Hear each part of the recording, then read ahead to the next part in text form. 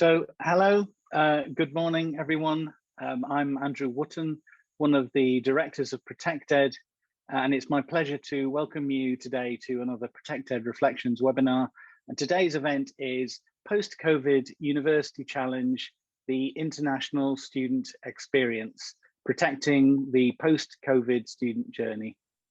Thank you for taking time out and joining us for today's webinar, which, as with previous ProtectED Reflections events, is being recorded. So please do open your chat window in Zoom and introduce yourselves to each other so that everyone behind their screens can get a bit more of an idea of who else is attending today's event. As usual, at the end of the webinar, there'll be an opportunity for you to put your questions to our speakers using the Q&A feature in Zoom.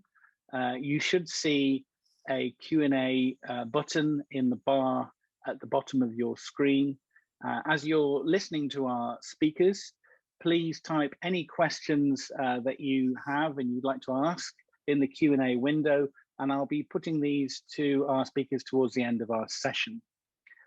So I'm very pleased to welcome Professor Caroline Davey, one of my fellow ProtectED directors, and we're delighted this morning that Caroline will be interviewing our two guests, Helen Clues, who is Senior Advisor Immigration at British Council and also a valued member of the ProtectED Advisory Board, and Doug Little, who is Senior Project Manager at the International Student Mental Health Project.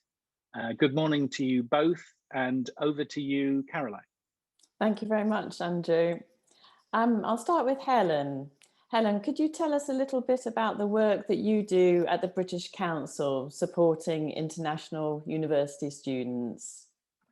Yes, hi everybody, it's a pleasure to be here. First of all, British Council, most of you will know, but it's important kind of just to give you a background that we work in over 100 countries and we connected around 80 million directly to international students and interested parties, and 791 million overall, including online broadcasts similar to this one and publications, and that's what I'm kind of going to link into now. So we work in partnerships, clearly, obviously with ProtectED, and we link prospective students, parents and agents, because we have to bear in mind that, you know, decision makers are not always the students themselves, and institutions in the UK together.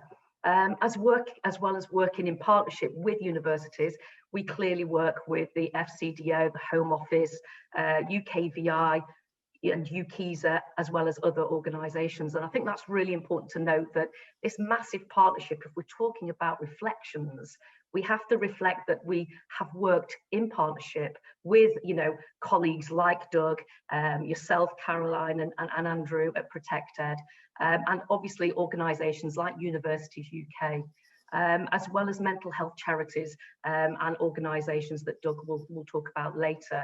As I said before, we link institutions, and we do that through a British Council International Education Services department, and that's the department that I work within, as well as the big British Council.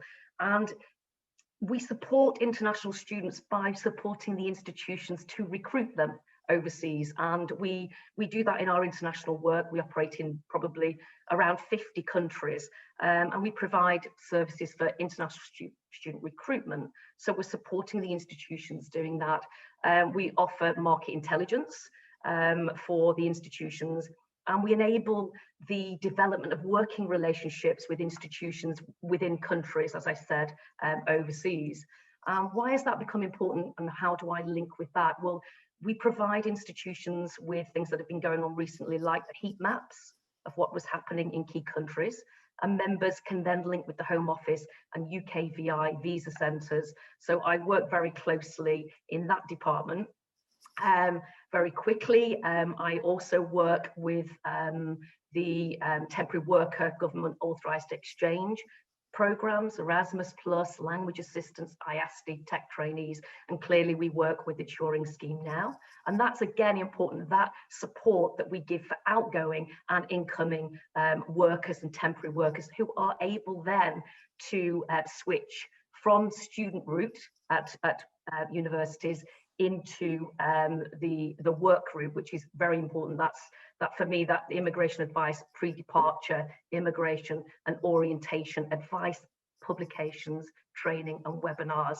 So basically, I suppose what I'm trying to say is that through the British Council's work, and my work in particular in immigration, pre-departure, orientation and immigration, we give practical information and insight on UK education for international students.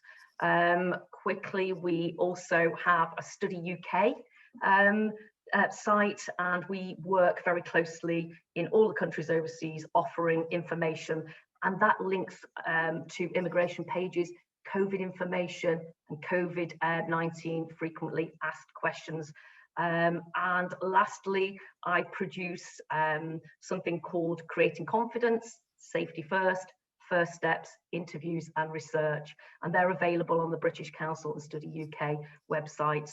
And we also offer an online suite of training to provide practical and professional training for agents and counsellors so that they recommend the UK as a study destination to international students. I will send the links at the very end, so that hopefully gives you an impact of an idea of what I do within the British Council to support institutions to work in partnership and to offer immigration training, advice, as well as pre-departure and orientation. Excellent. Thank you very much, Helen. Doug, moving to you, could you give us a little bit of background to the international mental health project that you're leading? Yeah, of course. And morning, everyone. And thank you to ProtectED for inviting me to speak. So a little bit about the project, and I'll try and keep it brief and share some resources afterwards. But the project was launched back in 2019. We are one of 10 projects that is funded by the Office for Students as part of their Mental Health Challenge competition. And we're really a project in partnership. So the project is led by the University of Nottingham, but we've also got SOAS and University of Leeds, as well as each of their students' unions as formal partners, as well as the national mental health charity Student Minds and a student engagement company called Campus Life. And really our work is to set out what universities are doing effectively to support international students, and we're really focusing on discovering best practice, and our primary aim is in December 2021 we'll bring this together with some principles of best practice, some really illustrative case studies about how this is being applied on the ground, and publish this in December 2021. And we are hosting a launch conference, Global Minded, in December the 4th. So save that in your diaries. But yeah, anyone's got any questions, they can ask me about it later on. Thank you. And continuing with you, Doug, from your experience over the past year, how has COVID-19 impacted international students in UK universities? So, I mean, all students and staff have been hugely impacted by the COVID. But I think particularly the experience of international students has been highlighted with an extra dimension. So you've got the experience of international students that have been able to return home and have had to manage time differences and that lack of connection to their campus. Some real concerns around their English language competence, around lacking that classroom experience. In contrast to that, you've got those international students that have stayed at home and they've had to face, you know, their halls of residence empty, and all of their friends going back to their family and being able to rely on their support network while they've been in a single room, surrounded by nothing, by emptiness. And really that lack of social connection has been really difficult for them. And I think it'd be, you know, really remiss to ignore the fact that there has been some real prejudice and targeted abuse made at specific groups of international students, particularly Asian students, in light of this COVID pandemic. And I think it's been highlighted. So yeah, I think it's often recognise that it's been hugely disruptive for everyone, but I think it's our role to really add that international student dimension and to add the specifics about what their needs are. Thank you. And Helen, could you tell us a little bit more about the impact of COVID-19 on international students? I think from a British Council point of view, we do have the massive overview, working very closely with organisations like UKISA. We work obviously with the Home Office very closely too. And I think we have to look at the bigger picture. We have to look at the universities and how quickly they responded, how the government responded to support universities, and then in turn support their institutions. We also have to remember the staff, and Caroline and other colleagues, and Doug, you're working on the front line. But I think you are right, Doug's right. International students do have that extra requirement and have different cultural experiences, and I think it's different for them because they were unable to study on campus. They've come from over 180 countries worldwide. They've not been able to travel home. They are less likely to receive help for their mental health, and we look at that recently in something that the Pi News reported in the International Student Survey.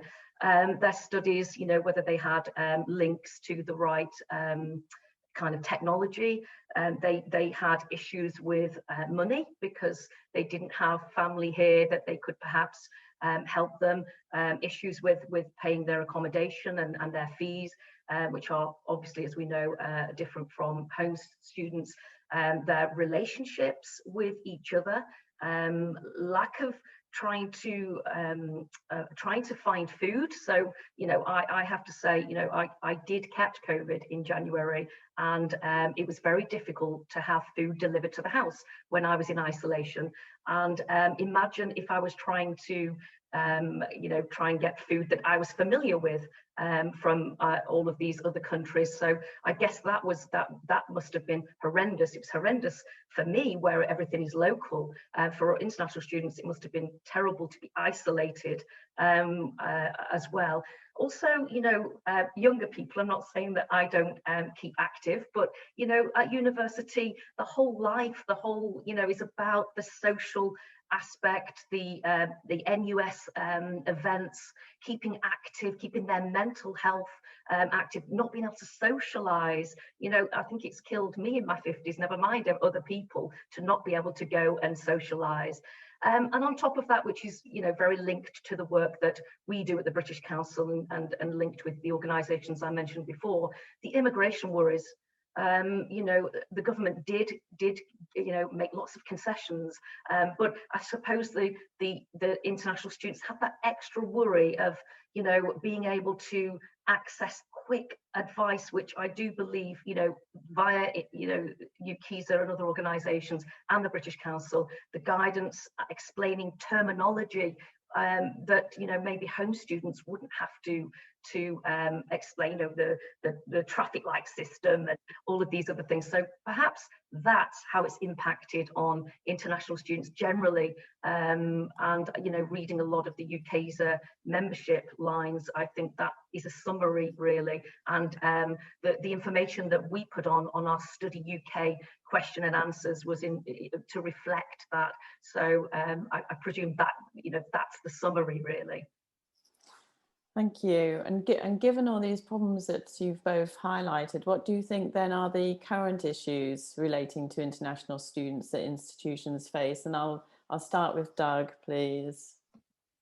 No problem. So current issues, the immediate issues, I think we hear a lot from our international student panel and from other international students around, and Helen's touched on this, the financial hardship that they're facing due to the lack of access to part-time jobs, the challenges of accessing hardship funds within universities, some of the confusion around that, and a perception that if they did apply, they wouldn't get any money, implications that applying might have for their visa status, and that perception of security. And universities really have a role to increase their promotion and explicitly promote that resource to international students. You know, we've seen increased use of hardship funds, particularly around COVID, but also, and Helen's touched on this, increased use of food banks by that student population as well, and increased inquiries to SU advice about where they can actually get food. It's gotten to that basic level. I think it's often overlooked, the currency challenges that a lot of our international students have in terms of the fluctuations that we get. Also recognizing distress at home. So where you've got governments that have collapsed and the financial implications they've had for financial support or sponsorship at home has been really challenging for students, in addition to, you know, the consciousness that they have in terms of the fees that they're paying, and their halls of accommodation, which may have been refunded if they're university owned, but then in contrast to private halls or private residents, they are sticking to contracts that they're paying for that aren't necessarily using. So financial hardship tends to be at the heart of a lot of the conversations. In addition, travel restrictions for international students have been really a highlight in terms of, like Helen says, that navigating that traffic light system, what it means to be in isolation when you come to the UK. Obviously, we had a situation where universities' halls of residence, they were able to isolate within university halls. Now the government operates a hotel system, and it's that protection around that. I know some universities are offering to support them financially to access the hotel scheme. And that's really, really confusing. So we have students that are able to leave the country, students that, while campuses are reopening, aren't actually able to come and join us in the UK. I think that's specifically challenging. Also highlighting concerns around career advice and support for our graduating international students. Obviously, the government have launched the post-study visa scheme, and that's changed the dimension of career advice and support. And also some feedback that we get from international students is universities being equipped to offer a real global outlook of the job market and what the global job market requires from them. And, you know, in addition, with exams coming up, there's a lot of consciousness around exam performance and academic performance as well. So yeah, financial hardship, I think travel restrictions, career advice, and post-study visa, and at the moment, exam stress and academic performance as well. I think that's what I would say from hearing from the international students is really what the key issues are. And what about you, Helen? What current issues are institutions facing? I think the institutions themselves are you know, facing, I think, ever-changing advice, and we're all facing this worldwide and in the UK. And I think I agree with Doug. You know, I think communicating these changes has been quite challenging for an institution, and also the language that is being used when English is not even sometimes your first or second language. It's quite difficult to understand. And once you've got it, and then things change. So, you know, the travel restrictions, I think Doug was right about the career advice, because the post-study work is just about to be introduced, and there's a worry whether, you know, students are outside or inside the UK. Obviously, with variants coming into, you know, into the system now, from, you know, that's causing worry, and I'm sure, you know, the dates changing and that not being communicated. So, you know, there's a coronavirus immigration helpline that students can use and institutions can use. The changing and the number of concessions, and understanding that, whether it's extending visas and the worry, switching in the UK, enabling the students to stay on their courses or switch to new courses, or distance or blended learning, and students being, you know, worried about being penalised, whether they collect their, you know, BRPs, whether it's 30 days for a vignette or 90 days, whether they can apply online. So all of this is an extra addition and stress, I presume, for our international student members of staff and the students themselves. And you know, the moving, we're grateful for the Home Office to move and make these concessions, but you know, the graduate route was, if you arrive on the 6th of April, it's now June the 21st, thankfully, and knowing that, you know, students can travel home. There are reasonable reasons to you know, leave the UK, and I think it's the communication to prevent this constant stress on staff and students, because, you know, whether they have to move home, there's compassionate study or medical care requirements, and you know, I think thankfully institutions do have you know, UKISA to use, and the NUS and the Guild, and mental health support, like Doug's initiative, and obviously mental health on you know, on campus, and hopefully the date that, you know, face-to-face learning can take place again is around now. I also think institutions, and this is my last bit, institutions are and students are working to different rules in Scotland, Northern Ireland, Wales and England, and I think sometimes that may be a big pressure for international students to understand, and for the information that the governments give out, and I think that's their challenges, I would say. Doug, you wanted to come in. Yeah, just one point from an institutional perspective is essentially, I know that a lot of international students who've accessed support through formal counselling, accessing that support abroad has been incredibly challenging for institutions to offer due to particularly legal implications. It could be that it's illegal to offer transnational counselling. I know that's highlighted in some of the consultations in North America, but also issues that they have around ethics of counselling, around confidentiality, and that guaranteeing of that protected space. So I know that a lot of international advisors and international student counsellors have really highlighted this as a big area of concern for them, and it's been really useful in, like Helen says, linking with the British Council, MOSHI and UKISA to really get, you know, a sector-wide understanding of what the implications are. But that's been really clear, something that's been coming out of mental health support at an institutional level, that transnational,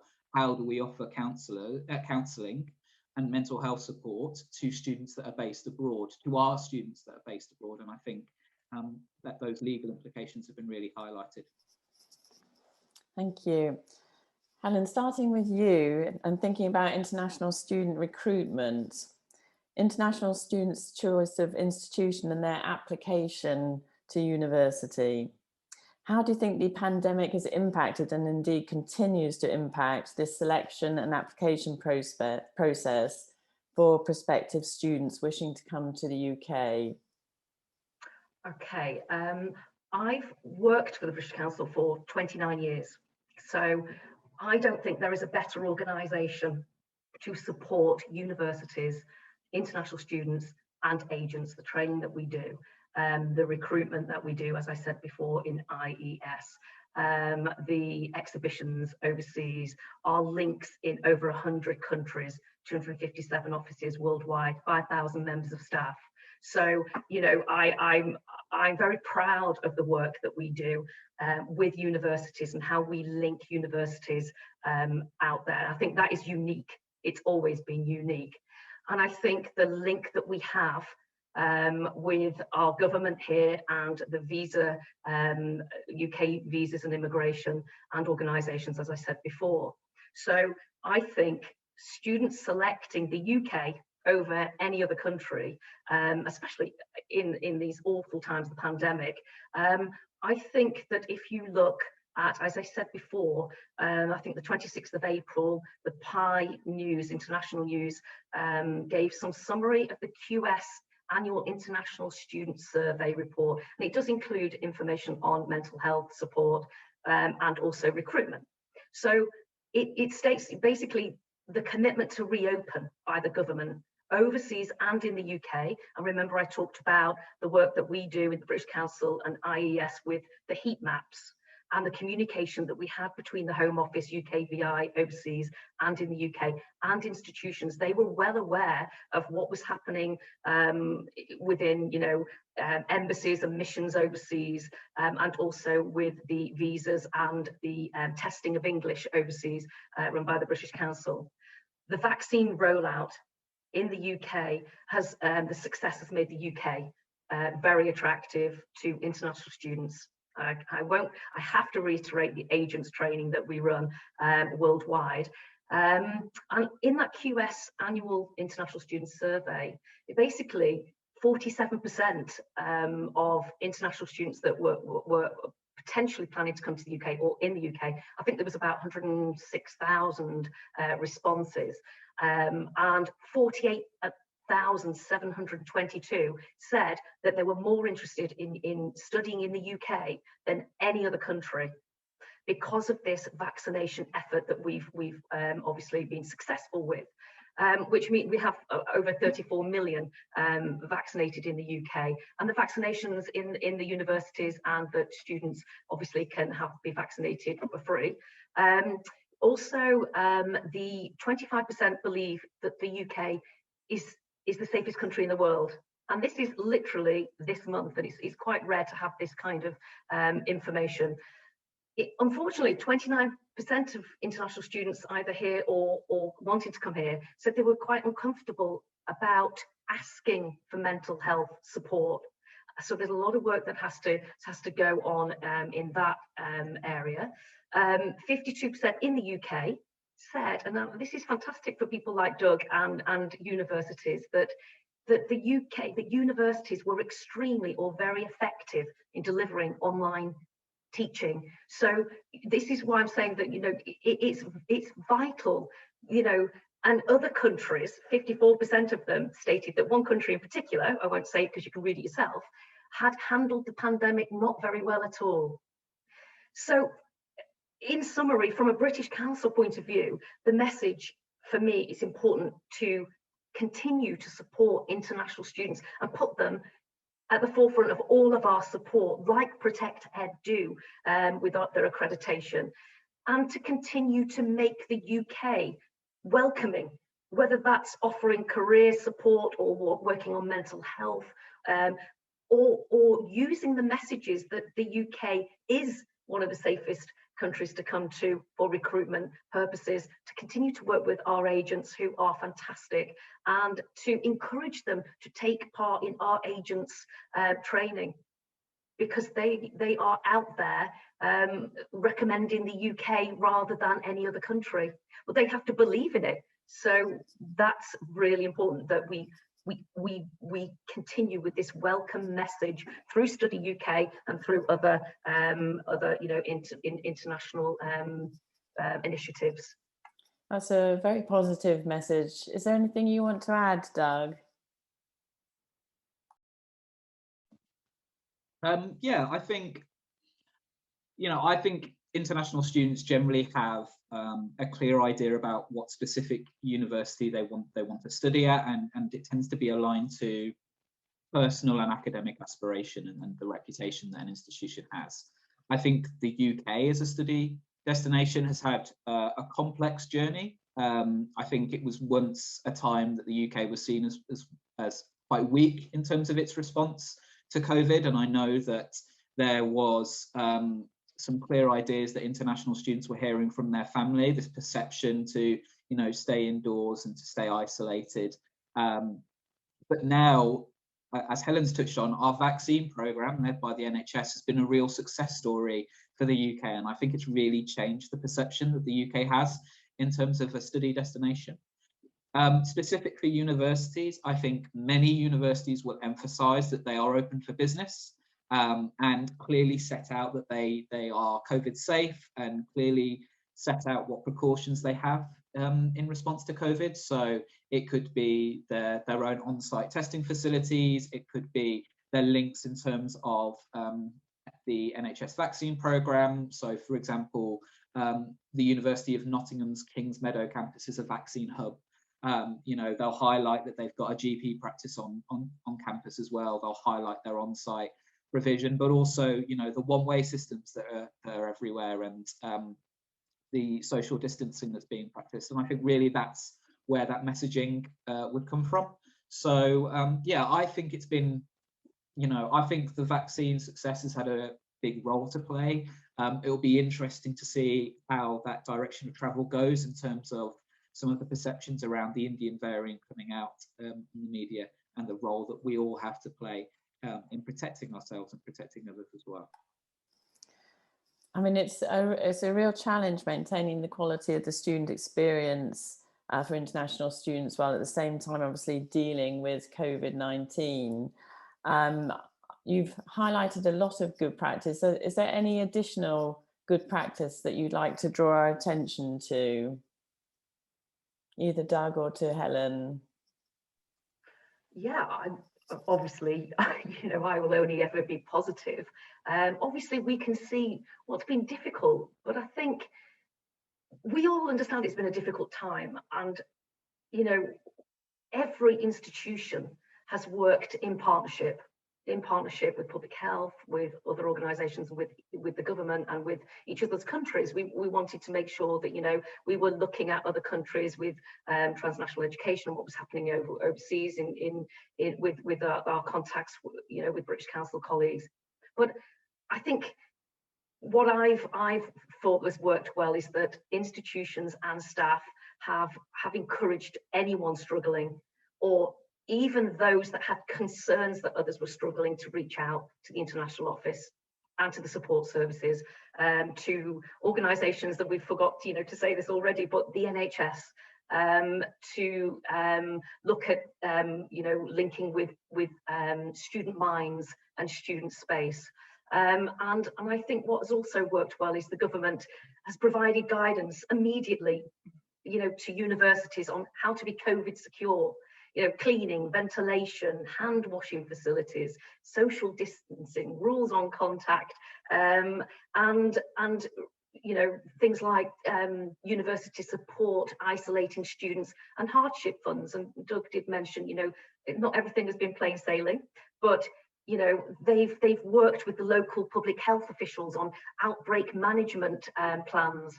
They've reduced the risk of transmission by, you know, staggering the return to universities, and students have been encouraged to stay in touch with their university, and hopefully, you know, in England and other countries, 17th of May, 25th of May were dates for students to go back.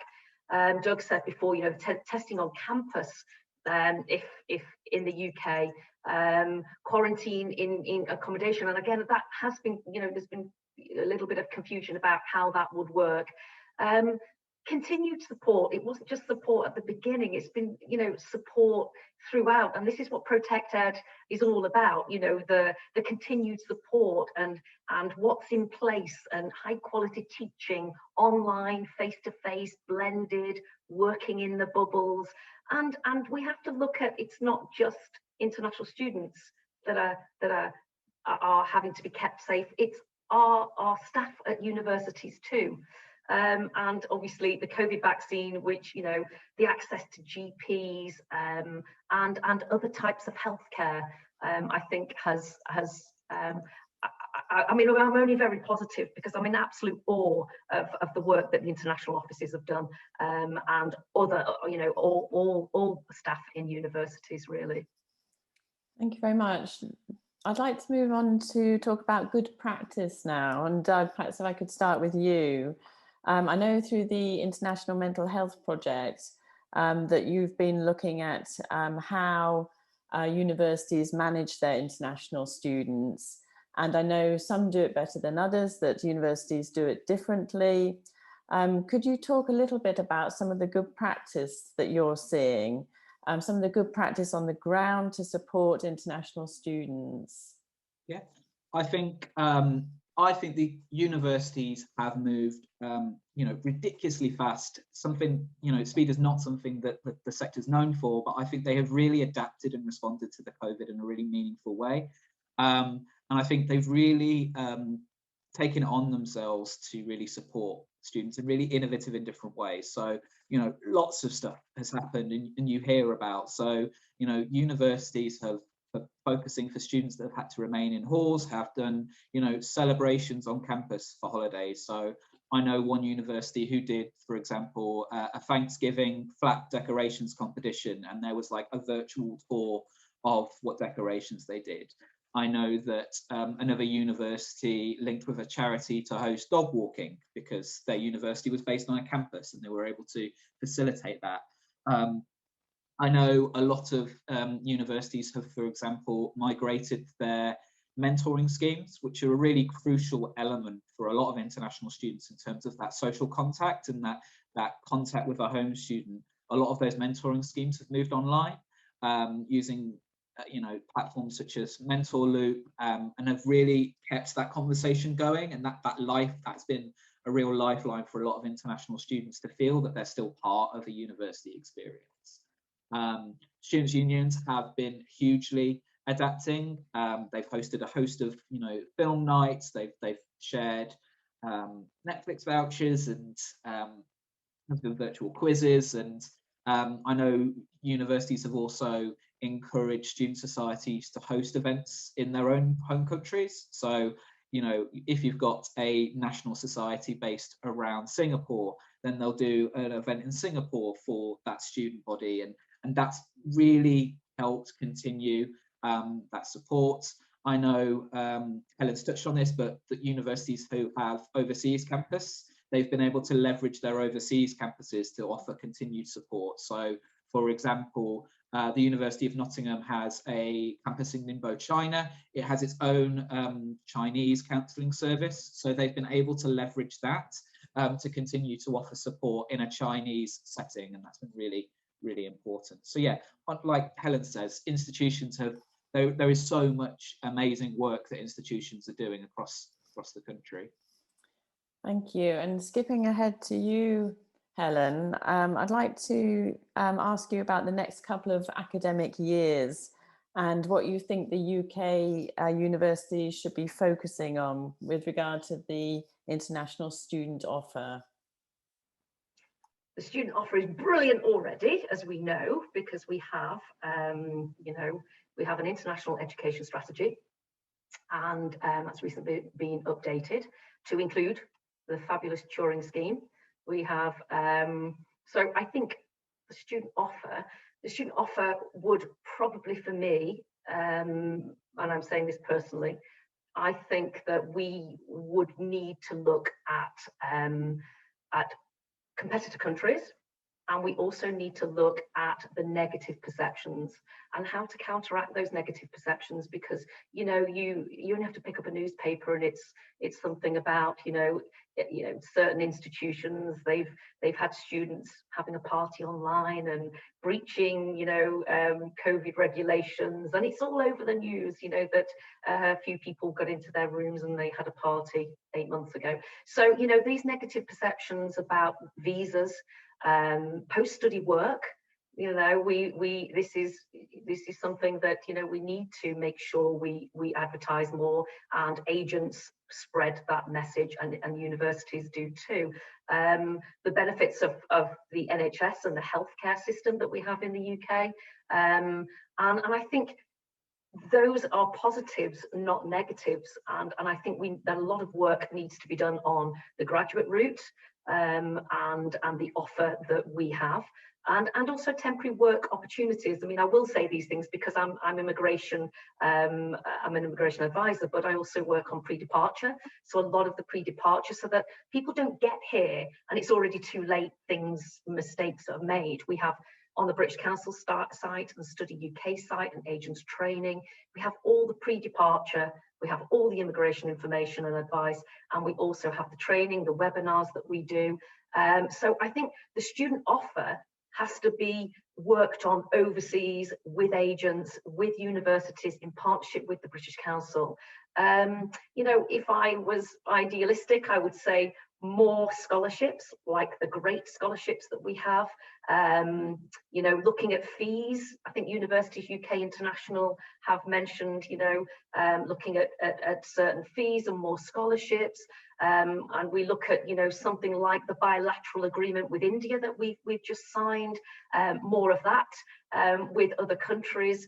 And I think if you look at the research that we have, I mean, there's existing research, you know, IDP research, the offer, you know, I think the latest one was 2019, and IDP research gives you an idea of the different perceptions for international students or prospective students and their parents. So, you know, working with agents are trying to work on perceptions with parents as well as the students. And, you know, that needs looking at the perception of affordability, the perceptions of the quality of education, which the UK, you know, lead on, safety and graduate employment opportunities and visa requirements. And it's the job of everybody to make sure that we look at that.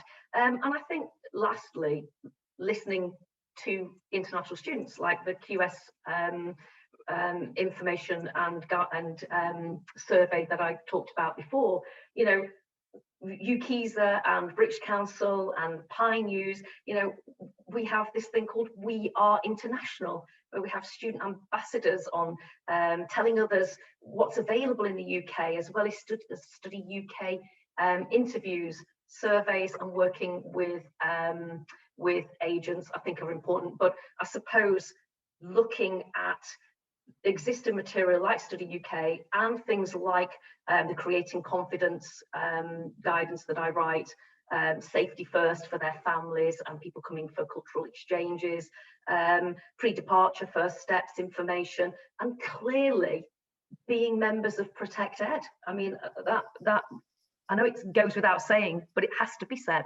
you know, that we can sell through agents overseas, because the agents world is changing, and I can talk about that later. Okay. Thank you. And Doug, is there anything that you'd like to add about what the universities should be focusing on? Yeah, I think for me, and again, it's my personal, I think universities need to focus on support the incorporation of mental health and well-being and diversity and inclusion into curriculum and assessment. And I think it's really clear that it needs to be embedded within a university's work. So, you know, I think the support of counsellors and mental health advisors and those specialists is fantastic. And I don't think there would ever be a change to that role. But I really think that embedding mental health and well-being in a meaningful way within the curriculum will increase the awareness and the knowledge and challenge some of the stigma related to talking about mental health within the student body. And I really think incorporating that into your teaching and your learning, so that all students, before they actually face a mental health challenge, are aware of mental health and well-being as an issue. And diversity inclusion in embracing the global classroom that a lot of universities are increasingly seeing themselves in, and responding to that, and not necessarily doing stuff that they've always done, and, you know, feeling that they can expand their reading list to include a really global outlook, a really diverse outlook, changing assessment so it's not simply just an exam only assessment, but that you embrace different forms of presentations, of posters, of blog posts, and really, you know, take inclusive practice at the heart of their work. Thank you, Doug. And Helen, you've talked a lot about the ProtectED Code of Practice, which obviously covers policies and practices relating to the international student journey. And what I'd like to ask you is, how important do you think safety, security and support services are to international students when they're choosing a prospective university? I talked about the age, but we have so many surveys that go on, and I think the one that, you know, you need to look at is the one I just talked about, the IDP research. And if you are looking at competitors like the US and Canada and you know, New Zealand, you will look and see that the perceptions of students and parents differ. They differ. And on one of the most important things that parents will be looking at is the safety and security of their children. Simple as, I'm a parent, first thing I looked at when my daughter went to university in Plymouth was to make sure the place she was staying in was going to be safe. So because of the pandemic, looking at the NHS support, looking at how universities look at mental health, and they support it, as Doug said, and it's integrated into university life. I think, you know, look at the IDP research. It says it all. You know, affordability, quality of education, yes, which we, you know, it goes without saying. But look at safety and look at how well we do on safety, international student safety, and look at the support that we offer, whether it's on campus with you know, security staff, whether it's ProtectED, whether it's critical arc with the, you know, the training. It's vital. It's vital. Students, you know, want to be safe. They want to be welcomed and feel at home. They want to be surrounded by familiar food, familiar, you know, if they get ill, can I get to see a doctor? Can I use the NHS? Have I paid my immigration health surcharge? Yes, I am entitled to National Health Service. And I think it's that's one of the most important things for a student, but even more so for decision makers like parents and agents. Thank you, Helen. And would you like to add anything, Doug?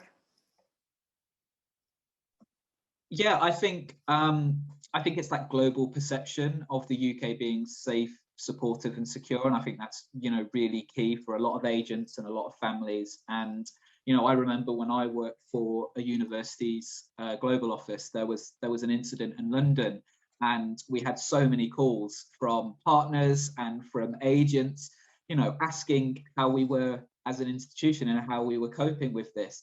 And it was difficult to highlight how far the university was from London when you know, when a recruitment point is how quick we are to get to London. And, you know, it was, yes, our students are safe, we are secure, and we're supporting our international students. But really it's that perception that I think has been really key.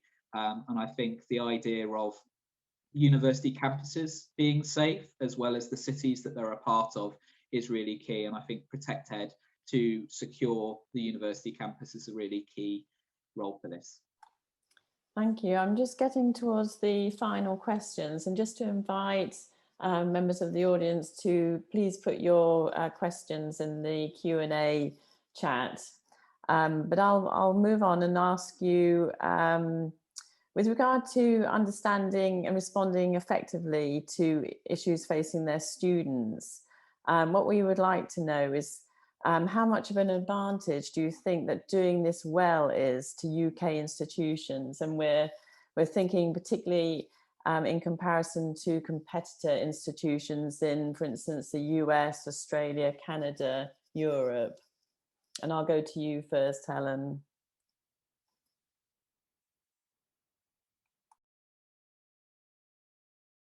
I think you need to unmute yourself, Helen. Did it, sorry. Okay, so I think it's vital. I mean, you know, we were talking about the bigger perception. It's vital that we get this right, and I do believe we have. I do believe, after what we've said before about how universities have responded and we've worked in partnership, I think, you know, the world has changed, and you know, politics has changed. The view of what country to choose is usually linked with, you know, their immigration policy, the cost of living, the safety and security of the students going to that country, the links that they previously had with the country, and we can see that now with the partnership between the UK and India. I think looking at education, I mean, every institution will work with agents, and it's you know, recent reports have said that I think there was an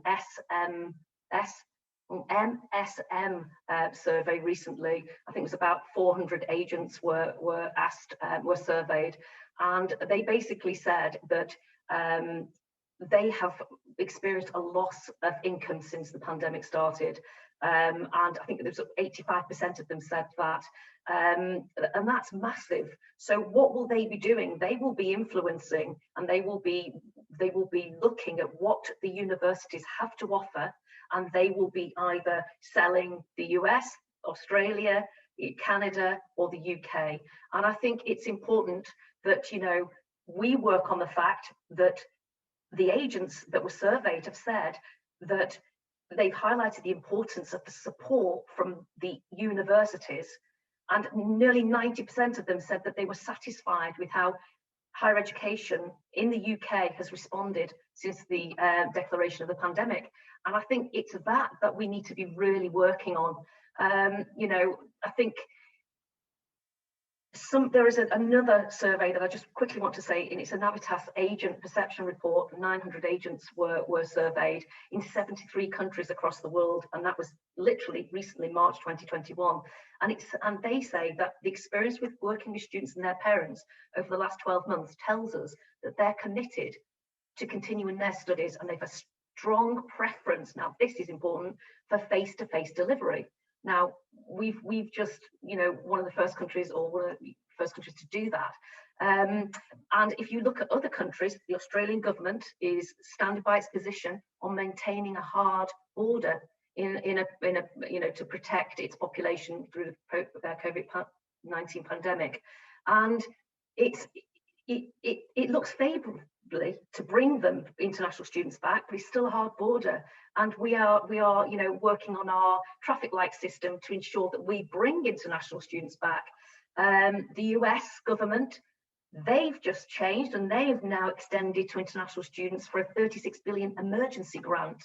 But Australia have ceased their 1 billion emergency research funding, which they provided in October.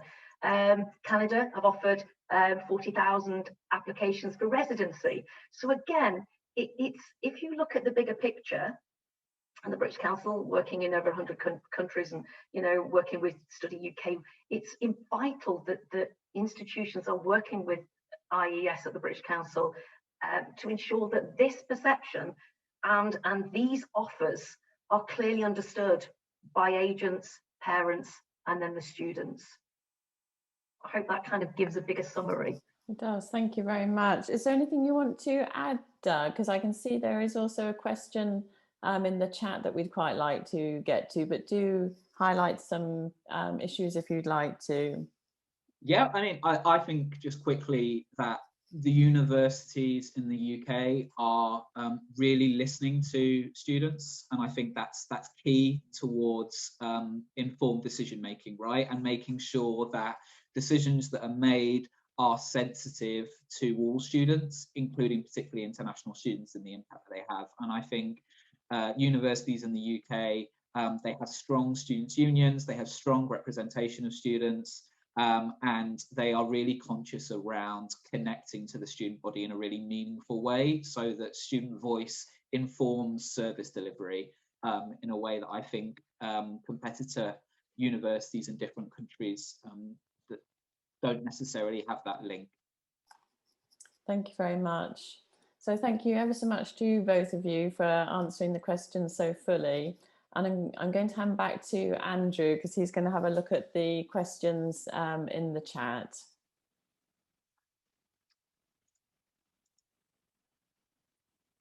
You coming in, Andrew? Yeah, sorry, my video is playing up. Thank you very much, both of you. That was very interesting. Thank you, Caroline. So we'll move on to, we have there's a couple of questions in the chat. The first one, I think if we could start with Doug. This is touching on the fact that we're opening up, or slowly opening up, and will open up hopefully in September, UK campuses. And it's referencing some recent hate crime incidents towards Asians, and how these have been widely publicized in Chinese social media.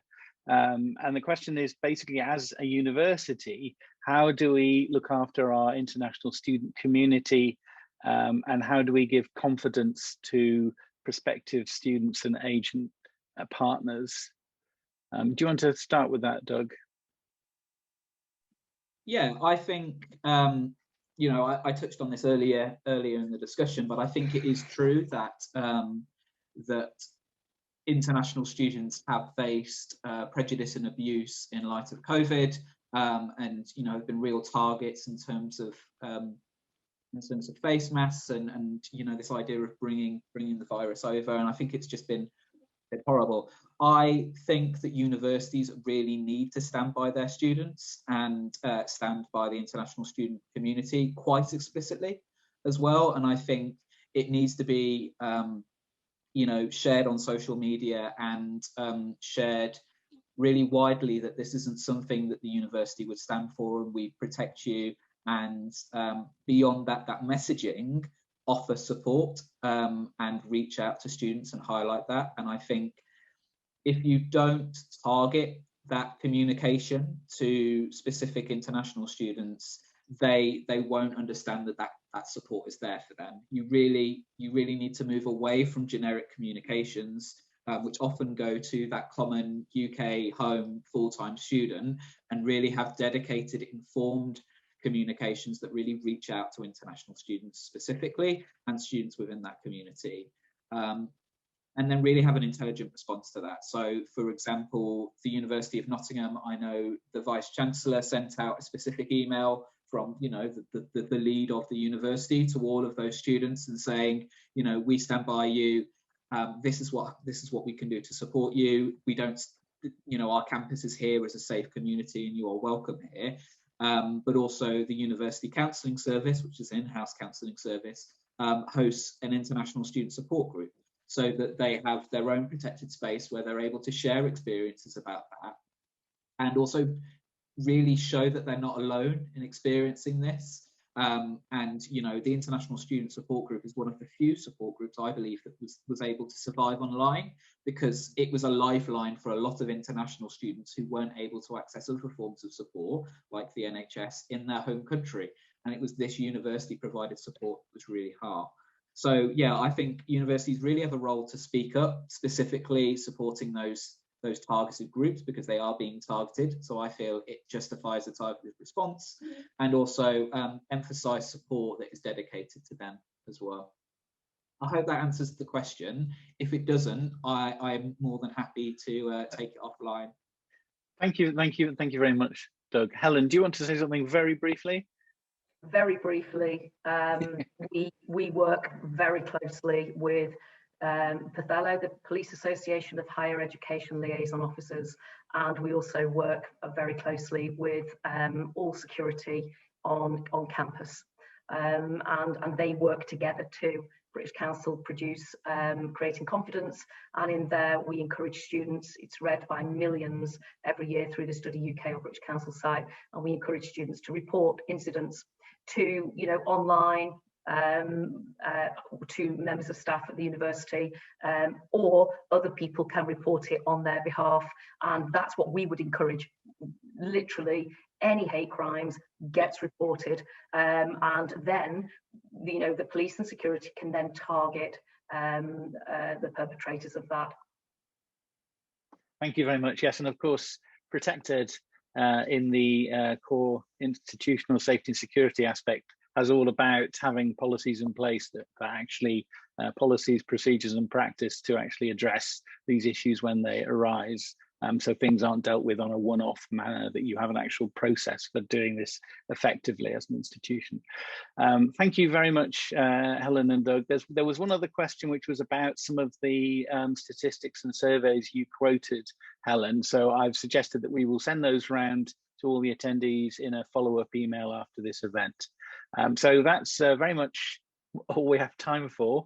Thank you everyone for your questions and for attending this ProtectED Reflections webinar, and thank you so much, Helen and Doug, for sharing with us your experience and insights this morning. The video recording of this morning's session will be made available shortly on the ProtectED website and on our YouTube channel. Just to say a few words about our next ProtectED Reflections event, which will be on Thursday, the 1st of July at 11 AM, when we will be discussing the challenge of tackling student harassment and sexual assault in the university context.